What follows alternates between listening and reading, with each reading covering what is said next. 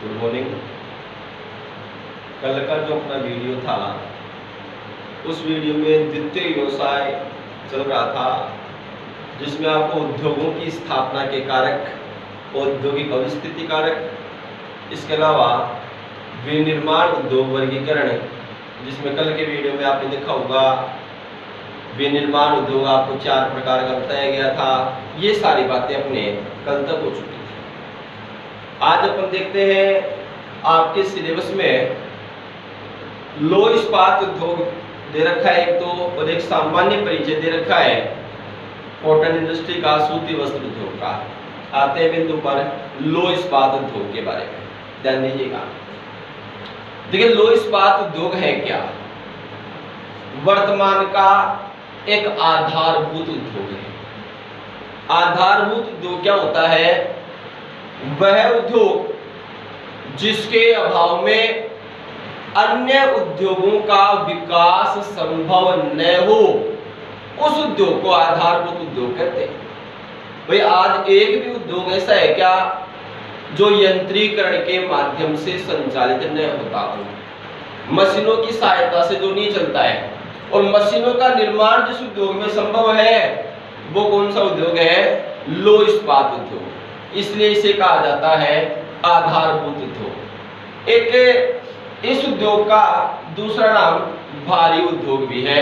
लो इस्पात, भारी धातु है लोहा, इसलिए इसे भारी उद्योग के नाम से भी जाना जाता है। देखिए, मुख्यतः वर्तमान युग के अंतर्गत लो इस्पात जो उद्योग है वो एक सबसे महत्वपूर्ण और अन्य सभी उद्योगों का एक महत्वपूर्ण ढांचे के रूप में है। कोई भी उद्योग ऐसा नहीं है वर्तमान में जो मशीनों के अभाव में स्वतंत्र रूप से संचालित होता हो, बिना मशीनों के। और मशीनों का निर्माण जिसमें संभव है वो है लो इस्पात उद्योग। ठीक है, अब देखो लो इस्पात उद्योग है क्या? लो इस्पात उद्योग में इस्पात निर्माण कैसे होता है, लो इस्पात कैसे बनाते हैं, ठीक ढंग से समझो। बिल्कुल सिंपल है। सबसे पहले देखो, लो अयस्क एक खनिज है और खनिज प्राप्त होता है धरातल से। किस कार्य के द्वारा? खनन कार्य के द्वारा। समझे लो इस्पात बनाना कैसे बनाया जाता है? धरातल में खनन कार्य के दौरान लो अयस्क प्राप्त होता है। धरातल से, ध्यान में रहे, धरातल से कोई भी धातु शुद्ध अवस्था में प्राप्त नहीं होती, अशुद्ध अवस्था में प्राप्त होती है। तो जो प्राप्त जो लो अयस्क है वो शुद्ध करने के बाद जो खनन कार्य के दौरान लो अयस्क प्राप्त हुआ उसे शुद्ध किया। उसके बाद में उस लो अयस्क में क्या मिलाया जाता है? कोक और चूना पत्थर। क्या मिलाया गया? प्राप्त जो लो अयस्क है उसमें क्या मिला लिया गया? कोक और चूना पत्थर। इन तीनों को क्या किया गया? प्रज्वलन किया गया। इनको प्रज्वलित किया गया, इनको गलाया गया। अब गलाएंगे तो ये जो लोहा था वो किस अवस्था में हो गया? पिघल गया। पिघला हुआ लोहा जब धीरे धीरे ठंडी होने की अवस्था में जाता है, धीरे धीरे जब पिघला हुआ लोहा ठंडा होता है तो उसमें उस लोहे को क्या कहा जाता है? कच्चा लोहा। कच्चा लोहे की परिभाषा समझ में आ गई होगी। कच्चा लोहा क्या होता है कि खनन कार्य के दौरान प्राप्त लो अयस्क को शुद्ध करके उसमें कोक व चूना पत्थर मिला करके उसको प्रज्वलित करके यानी उसको गलाया जाता है। और पिघला हुआ लोहा जब ठंडी अवस्था को प्राप्त होता है तो उसे क्या कहा जाता है? कच्चा लोहा। और इस कच्चे लोहे में जब क्या मिला लिया जाता है? मैग्नीज। मैग्नीज मिलाने के बाद में ये जो कच्चा लोहा है वो किस रूप में आ जाता है? लो इस्पात के रूप में आ जाता है। ये लो इस्पात निर्माण की प्रक्रिया हो गई। कोई दिक्कत? फिर से देख लो एक बार, बिल्कुल सिंपल है। धरातल से खनन कार्य के दौरान जो लो अयस्क प्राप्त हुआ, लो अयस्क को शुद्ध करके उसमें कोक व चूना पत्थर मिलाया जाए। मिलाने के बाद में उसे प्रज्वलित करना, उसे गलाया जाता है, प्रज्वलित किया जाता है। और जब पिघला हुआ लोहा ठंडी अवस्था को प्राप्त होता है तो उसे कच्चा लोहा कहते हैं। और उस कच्चे लोहे में जब क्या मिला दिया जाए, मैग्नीज मिला दिया जाता है, तो वह कच्चा लोहा कौन सा रूप ले लेता है, लोह इस्पात का रूप ले लेता है। ये तो हो गई लोह इस्पात निर्माण की प्रक्रिया। आपके सिलेबस में इसके क्षेत्र भी पूछे हैं कि कुछ सामान्य रूप से, बिल्कुल कोई विस्तार से नहीं पूछे। विस्तार से तो द्वितीय व्यवसाय विनिर्माण उद्योग के बारे में पूछेगा, फिर भी विश्व वितरण पूछा है। देखो आज वर्तमान में विश्व का सर्वाधिक जो लोह इस्पात उत्पादक जो देश है वो कौन सा है, चीन। ध्यान दीजिए, मुख्यतः चीन के 4 क्षेत्र हैं, याद होने चाहिए। मंचूरिया, यांगत्सी सिक्यांग क्षेत्र, उत्तरी चीन और अन्य क्षेत्रों के अंतर्गत एक कैंटन क्षेत्र याद कर लो, बाकी और भी है, ध्यान में रहेगा। तो विश्व का सर्वाधिक लोह इस्पात का उत्पादन कहां पर होता है, चीन में। विश्व का सर्वाधिक उत्पादन चीन के कौन कौन से क्षेत्र, मंचूरिया, उत्तरी चीन, यांगत्सी सिक्यांग और कैंटन क्षेत्र। ठीक है, केवल एक बार नाम अपन देख रहे हैं, उसके बाद विस्तार से अध्ययन करेंगे इनका। दूसरा आता है फिर जापान, विश्व का दूसरा विशालतम लोह इस्पात उत्पादक देश। जापान के कौन कौन से क्षेत्र हैं जहां पर लोह इस्पात का उत्पादन होता है, Nagasaki Yawata, number 2 Kobe Osaka, number 3 Tokyo Yokohama, number 4 Muroran. कितने क्षेत्र हो गए, 4 क्षेत्र जापान के कौन कौन से, नागासाकी यामाता क्षेत्र, कोबे ओसाका, टोक्यो याकोहामा और मुरोरान, ये 4 क्षेत्र हो गए। 4 क्षेत्रों के नाम याद करो आप। तीसरा संयुक्त राज्य अमेरिका, विश्व का तीसरा विशालतम उत्पादक देश। पहले यहां सर्वाधिक उत्पादन हुआ करता था यूएसए में, पहला आता है पिट्सबर्ग। यहां पर एक महत्वपूर्ण प्रश्न बनता है कि जो सेंट पिट्सबर्ग है उसे कहा जाता है जंग का कटोरा। क्या कहा जाता है, जंग का कटोरा। कारण यहां पर पहले प्रारंभ में लोह इस्पात अधिकतम उत्पादित होता था, और जब लोह इस्पात पहले अधिकतम उत्पादित होता था, विश्व से भी अच्छा लोहा, अधिकतम लोहा अन्य क्षेत्रों में होने लग गया, तो यहाँ का लोहा बेकार हो गया। बेकार का मतलब ये है कि यहाँ उत्पादन की जो प्रक्रिया है वह कम है। सेंट पिट्सबर्ग को क्या कहा जाता है, जंग का कटोरा कहा जाता है। तो यूएसए के क्षेत्र में सेंट पिट्सबर्ग, ईरी क्षेत्र, शिकागो गेरी क्षेत्र, अलाबामा और पश्चिमी क्षेत्र। कितने क्षेत्र हो गए, 5 क्षेत्र। कौन कौन से, पिट्सबर्ग, ईरी क्षेत्र, पश्चिमी क्षेत्र, शिकागो गेरी क्षेत्र, अलाबामा क्षेत्र। और चौथा आता है रूस। रूस के अंतर्गत मुख्यतः रूस विश्व का चौथा विशालतम उत्पादक देश है, और इसमें 3 क्षेत्र आप याद कर लो, यूराल, कुज्नेस्क और मध्यवर्ती क्षेत्र। यूराल, कुज्नेस्क और मध्यवर्ती क्षेत्र। ओ रूस में चौथा उत्पादक देश हो गया, प्रमुख क्षेत्र यूराल, कुज्नेस्क, मध्यवर्ती। अब ध्यान दीजिएगा, लोह इस्पात निर्माण की प्रक्रिया समझ में आ गई। अब प्रमुख उत्पादक क्षेत्र, पहले आप देशों के नाम याद करो, चीन, नंबर 2 जापान, नंबर 3 संयुक्त राज्य अमेरिका और नंबर 4 रूस। विश्व के सर्वाधिक लोह इस्पात उत्पादक देश कौन कौन से, नंबर 1 चीन, नंबर 2 जापान, नंबर 3 संयुक्त राज्य अमेरिका और नंबर 4 रूस। ठीक है, चीन के कौन कौन से क्षेत्र, फिर से देख लो एक बार रिवीजन। चीन के प्रमुख क्षेत्रों में मंचूरिया, उत्तरी चीन, यांगत्सी सिक्यांग, कैंटन आदि क्षेत्र। कोई से भी 2-3 क्षेत्र आपको याद रहे, वैसे मुख्य तो चीन ध्यान में होना चाहिए। तो प्रमुख क्षेत्र कौन कौन से हो गए, मंचूरिया, यांगत्सी सिक्यांग, उत्तरी चीन और कैंटन वगैरह ये क्षेत्र। ध्यान रहे, यांगत्सी सिक्यांग एक नदी है, बेसिन है, यांगत्सी सिक्यांग बेसिन। ठीक है, तो ये 4 क्षेत्र याद हो गए।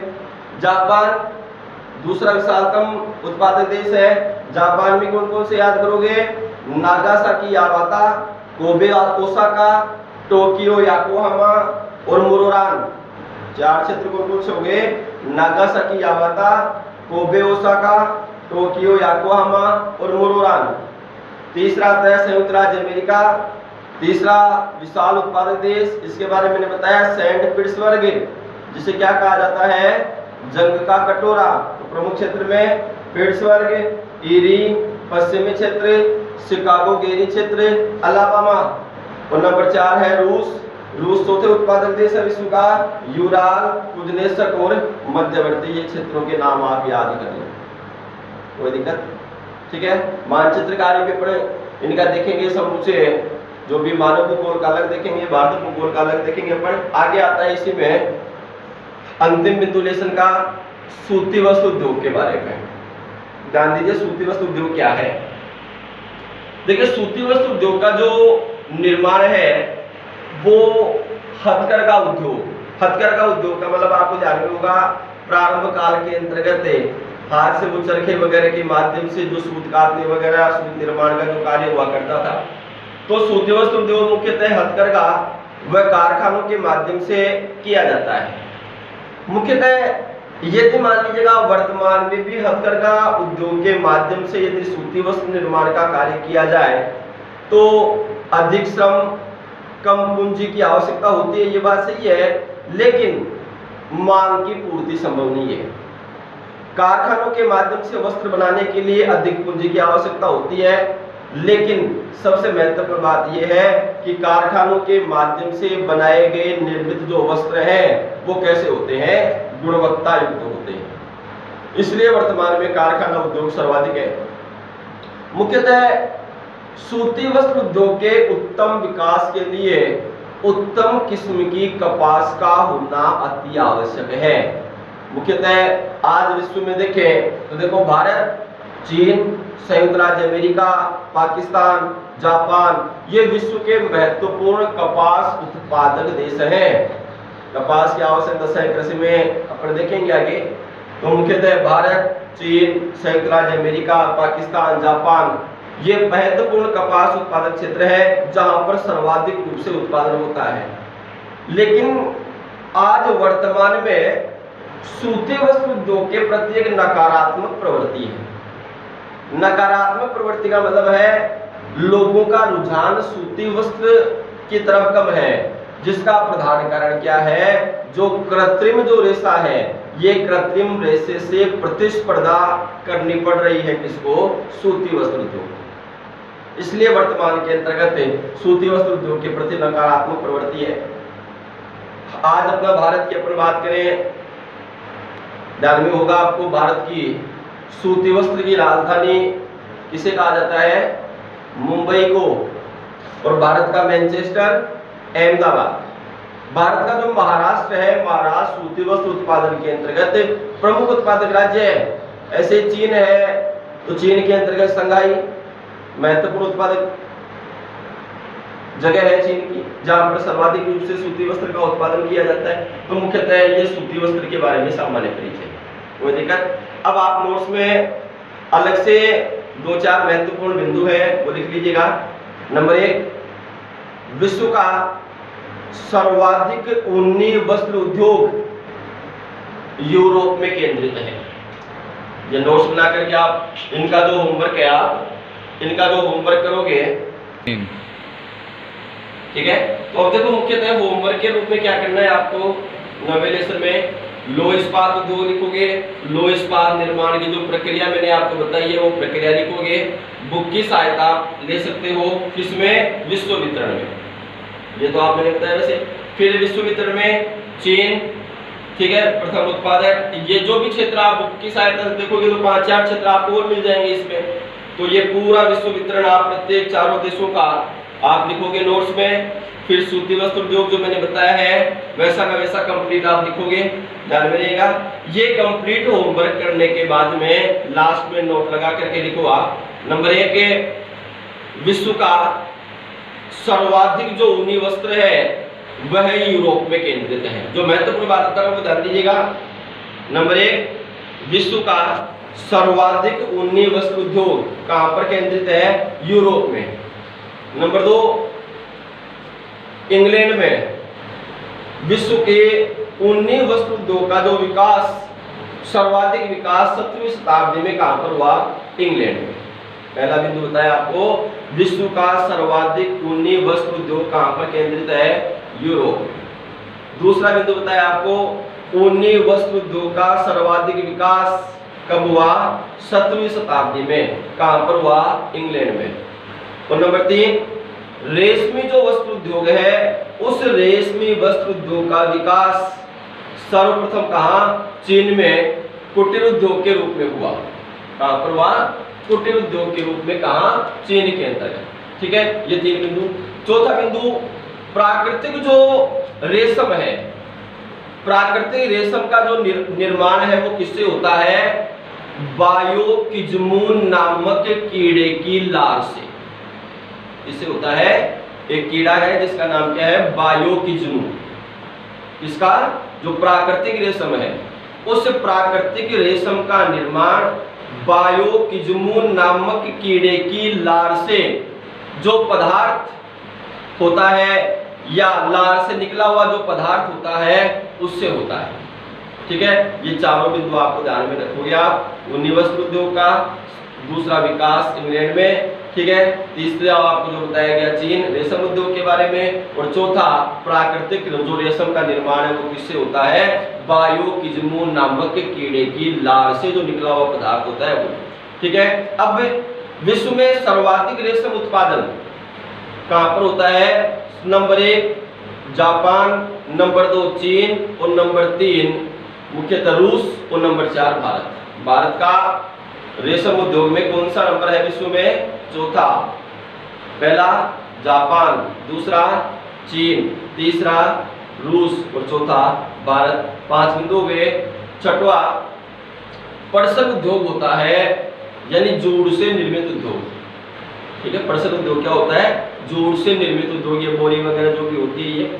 ठीक है, जूट उत्पादन में भारत और बांग्लादेश प्रमुख हैं।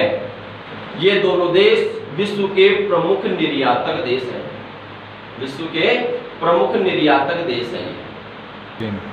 ठीक है, तो ये 6 बातें आप नोट्स बना करके लिख लोगे, कोई दिक्कत। अब होमवर्क के रूप में देखो, आज अपना ये 9वां लेसन भी कंप्लीट। वीडियो के माध्यम से ऑनलाइन क्लास में आपके लगभग 4 लेसन, 6वें लेसन से हमने स्टार्ट किया था। 6वां लेसन हो गया, 7वां हो गया, 8वां हो गया, आज 9वां लेसन हो गया। 4 लेसन अपने कंप्लीट हो गए लगभग 15-16 वीडियो के अंतर्गत। देखिए, मुख्यतः होमवर्क के रूप में द्वितीय व्यवसाय में आप जो अंतिम बिंदु है, इस देखो लो इस्पात उद्योग वगैरह, ये सारा होमवर्क आप नोट्स के रूप में करोगे। ठीक है, अब इन 4 लेसन के जो नोट्स हैं, इन 4 लेसन के नोट्स आप ठीक प्रकार से याद भी करो, जिससे अपना एक ऑनलाइन टेस्ट होने में है 1-2 दिन में। तो मुख्यतः इन 4 टॉपिक्स में से जो भी बिंदु है, महत्वपूर्ण बिंदु है, या जो भी टॉपिक आपको ठीक प्रकार से समझाए गए हैं, उन सारे बिंदुओं का आप ठीक प्रकार से अध्ययन करो। मुख्यतः ऑनलाइन टेस्ट हो, चाहे वो अपना क्लास टेस्ट हो, चाहे आपके 12th बोर्ड के एग्जाम हो, या अन्य कोई सा भी टेस्ट हो, ये जो टॉपिक है वो सारे महत्वपूर्ण टॉपिक हैं। और ऑनलाइन वीडियो के माध्यम से अपन महत्वपूर्ण बिंदुओं का अध्ययन ही कर रहे हैं, जिससे मान लो या क्लास वाइज रिवीजन हो तो भी दोबारा हो जाए, या न भी हो तो कम से कम ये मैटर आपके पास में पहले आ चुका, और इस मैटर को आप अब फ्री हो बिल्कुल, तो निश्चित रूप से आप ये मैटर ठीक प्रकार से याद करोगे तो एक अच्छे की तैयारी आप कर सकते हो इन वीडियो के माध्यम से। बुक्स वगैरह आपके पास में है, 4 या 5 लेसन के नोट्स भी आपको लिखवाए हुए हैं। उनके बाद 4 लेसन के नोट्स का होमवर्क भी आपको मैं डेली दे रहा हूँ, प्रत्येक वीडियो के अंतर्गत होमवर्क के बारे में बता रहा हूँ। तो ये होमवर्क आप कंप्लीट करते जाएं। एक लिखने की शैली की बात है, तो आप अपनी शैली में लिखने का प्रयास करें भाई। जब क्लास होगी तो उसके माध्यम से, या फिर जिससे मान लो कोई भी नोट्स वगैरह भेजने की यदि प्रक्रिया इसके अंतर्गत आती है वीडियो के माध्यम से, तो वो भी मैं प्रयास करूंगा कि आपको नोट्स 6वें लेसन से लेकर के 9वें या 10वें लेसन तक के नोट्स आपको उपलब्ध करवा दिए जाएं, जिसका आप इसके माध्यम से समझ लो और उनके माध्यम से मेरी भाषा में लिख लो। फिर भी आप एक बार धीरे धीरे लिखने का प्रयास करें, जैसे नोट्स के माध्यम से आपने क्या सीखा, क्योंकि एग्जाम में आपकी खुद की भाषा आपने क्या लिखा है वो महत्वपूर्ण है। भाई रटने को तो अपने पास बुक्स वगैरह ही है, केवल आप बुक्स की सहायता लेकर के किसी भी टॉपिक में आपको यदि डाउट लगता है, कोई बात समझ में नहीं आती है, तो वो जानकारी भी आप मेरे तक पहुंचाए तो आपका जो डाउट है वो डाउट भी 100% दूर किया जाएगा। ठीक है, इसके अतिरिक्त डाउट्स निकाले जाएंगे। तो कुल मिलाकर के आप ये जो फ्री टाइम है आपके पास में लगभग फ्री है पर, तो आप ठीक प्रकार से प्रत्येक विषय को यदि मान लो आप 1 घंटा या 1.5 घंटा भी दे रहे हो तो 3, 4, 5 घंटे में आप बढ़िया तैयारी कर सकते हो। ठीक है, जब अपना स्कूल रीओपन होता है, वापस खुलता है, जब भी छुट्टियों के बाद में या जो भी निर्देश है उसके अनुसार, तो आप ये 9-10 लेसन, देखिए 12 लेसन अपने मानव भूगोल के अंतर्गत है, 5 लेसन अपने क्लास में हो चुके हैं, 4 लेसन अपने ऑनलाइन वीडियो में हो चुके हैं, लगभग 9 लेसन 12 में से हो चुके हैं, 2-3 लेसन हो रहे हैं, 50% सिलेबस तक अपन पहुंच गए, ये मानो आप। और ये 50% सिलेबस यदि आपका ठीक प्रकार से तैयार आप कर लेते हो तो आगे 50% सिलेबस ही आपका शेष रहता है। तो थोड़ा आप विशेष रूप से गंभीर होकर के ध्यान दें और कुल मिला करके ये कंप्लीट करने का प्रयास करें।